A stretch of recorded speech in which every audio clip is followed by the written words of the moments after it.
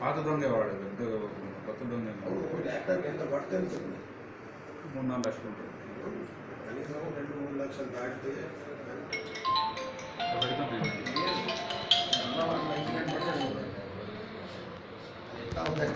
Hello కేసులు madam చెప్పండి అందరికీ వచ్చింది మేడం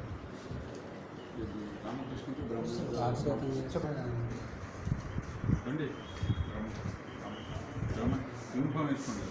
కొత్తగా చెందినటువంటి వ్యక్తి ఈజీగా డబ్బు సంపాదించాలనే ఉద్దేశంతో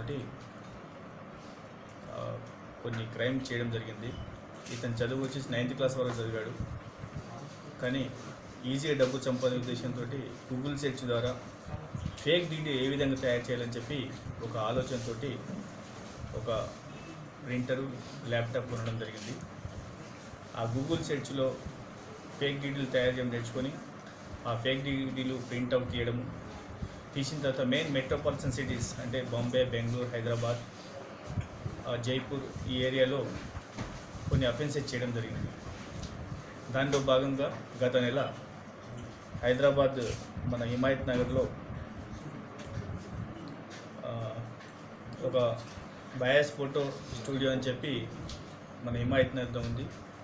అతని దగ్గర వచ్చేసి కొంచెం ఆన్లైన్లో అతని ఫోన్ ద్వారా ఎంక్వైరీ చేయడం జరిగింది. ఇట్లా నా దగ్గర డీడీ ఉంది, డీడీ పే చేసి మీరు కెమెరా ఇస్తారంటే దానికి అతను షాప్ ఓనర్ ఒప్పుకోవడం జరిగింది.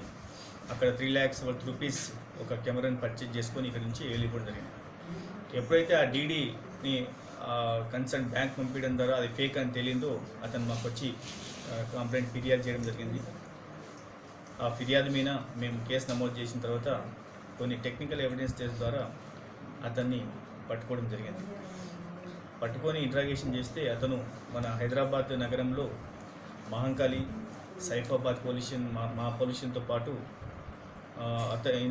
బెంగళూరు సిటీ, బాంబే, జైపూర్ తదితర ప్లేసెస్లో కూడా అఫెన్సెస్ చేయడం జరిగింది.